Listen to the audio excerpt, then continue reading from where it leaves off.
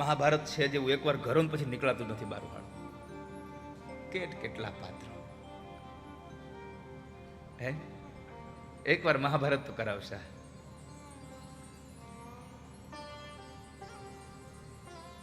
લોકો ભાગવત કથાના યજમાન થાય, લોકો રામાયણની કથાના યજમાન થાય, લોકો શિવ કથાના યજમાન થાય, લોકો દેવી ભાગવતના યજમાન થાય. હવે મહાભારતના યજમાન ગોતવત આપણે કેવું કોને તમે મહાભારત કરો એમ?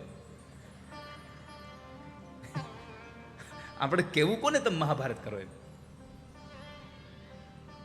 અને આપણી તૈયારી છે મહાભારતના યજમાન મળે તો 7 દિનનું મહાભારત કરવું છે.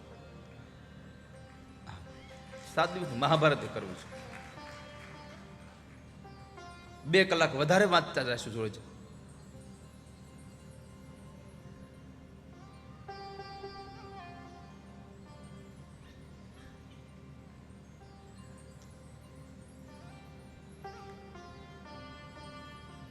હજી નાથદ્વારામાં મધુરાષ્ટકમ ઉપર કથા કરવાની 8 દિવસની.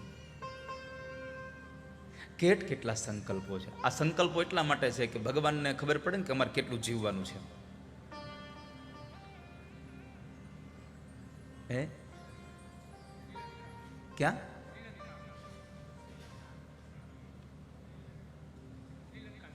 એ તો છે જ, એ તો છે જ. આ તો આપણી વાત છે. આપણે કેટલા સંકલ્પો કર્યા ભગવાન પાસે. ભગવાન પાસે સંકલ્પ મૂક્યો કે નાથ દ્વારામાં ભગવાનને મધુરાષ્ટકમ, જે ભગવાન શ્રીમદ વલ્લભાચાર્ય મહારાજે લખેલું એ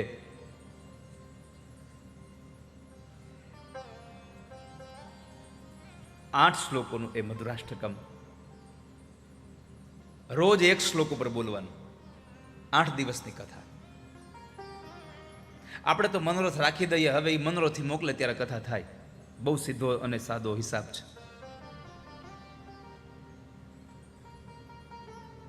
તો ભગવાનની કૃપા માત્રથી ભીમના એ ગદાથી દુર્યોધનની જાંઘો તૂટી ગઈ અને અશ્વત્થામા એની પાસે આવીને એને કહે છે કે તારા જીવને શાંત કર.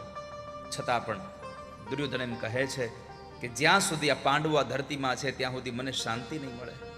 એટલે અશ્વત્થામાએ પ્રતિજ્ઞા કરી કે આવતીકાલ સાંજનો સૂર્ય અસ્ત થાય એના પહેલા પાંડવોને મારી નાખીશ.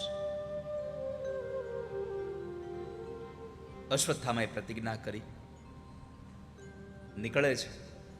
પછી વિચાર આવ્યો કે હું પાંડવોની સામે તો સામી છાતીએ લડી શકું એવી મારી તાકાત નથી, તો મારે મારવા કેમ પાંડવો? રાત્રિના સમયે મારવાનો એને નિશ્ચય કર્યો.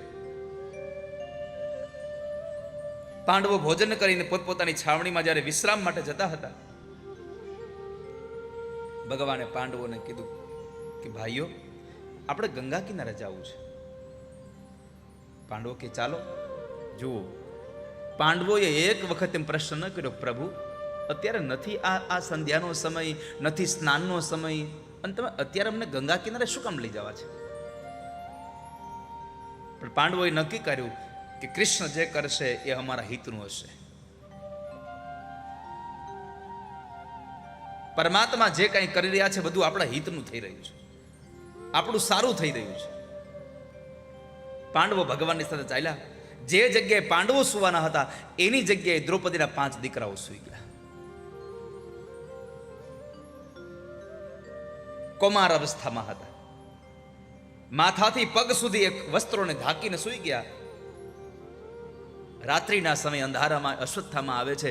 5 વ્યક્તિઓને સુતા જોયા. 5 પાંડવો સુતા છે માની લઈ અને પોતાની ખુલ્લી ખડગના એક પ્રહારથી 5 મસ્તકો ઉતારી લીધા.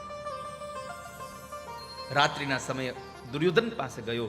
5 મસ્તકોના વાળની ચોટલી બનાવીને લઈને જાય છે. ચાલો, દુર્યોધનને જઈને કહ્યું કે દુર્યોધન, તારા જીવને શાંત કરી દે, પાંડવો હવે ધરતીમાં રહ્યા નથી.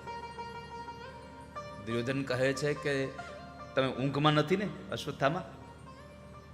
અરે નાના, બરાબર ભાનમાં છું. પાંડવોને મારવાના હતા હો, 5 પશુઓને નહીં.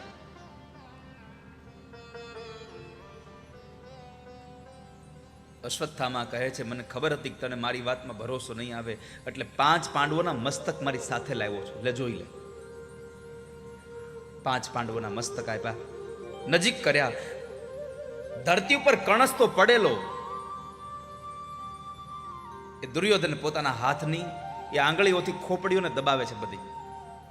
5 મસ્તકોને દબાવ્યા તો 5 મસ્તકોમાં એની આંગળીઓ ખૂંચી ગઈ. એટલે દુર્યોધન બોલ્યો કે અશ્વત્થામાં કંઈક ભૂલ પડી લાગે છે. કેમ? તો કહે છે કે પાંડવોની ખોપડીઓ એટલી નરમ ન હોય કે જેમાં મારા આંગળાઓ ખૂંચી જાય. એ ભીમની ખોપડી એટલી નરમ ન હોય કે મારી જાંઘો તોડનારા ભીમની ખોપડીમાં મારી આંગળો ખૂંચી જાય. દાદા ભીષ્મને બાણસૈયા આપનારા અર્જુનની ખોપડી નરમ ન હોય કે મારી આંગળીઓ ખૂંચી જાય.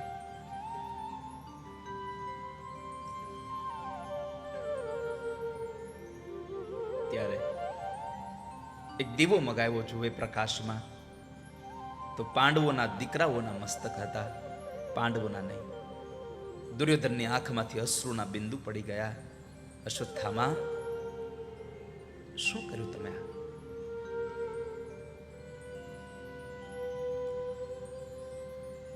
અમારું કોઈ પિંડદાન કરે એવું તમે રહેવા ન દીધું.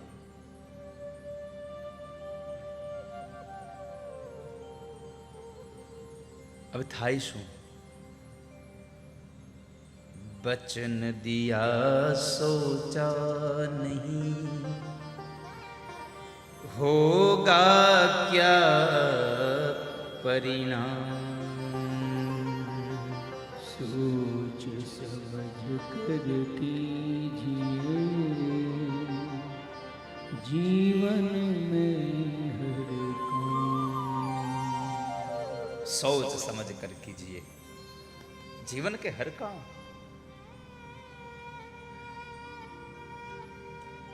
ત્યારે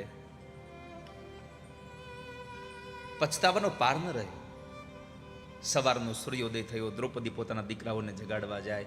દીકરાઓને જ્યાં જગાડવા જાય તો દીકરાઓના મસ્તક વિહોણા ધડ જોયા.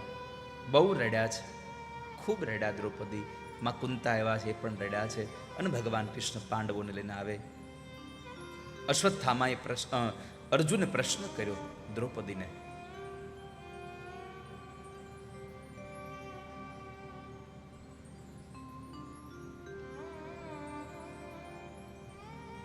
કે દ્રૌપદી આ કોણે કર્યું?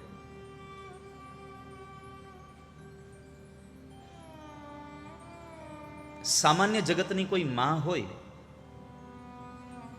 તો આવી ઘટના ઘટે ત્યારે કોઈ પૂછે કે આ કોણે કર્યું, કેવા શબ્દનો પ્રયોગ કરે?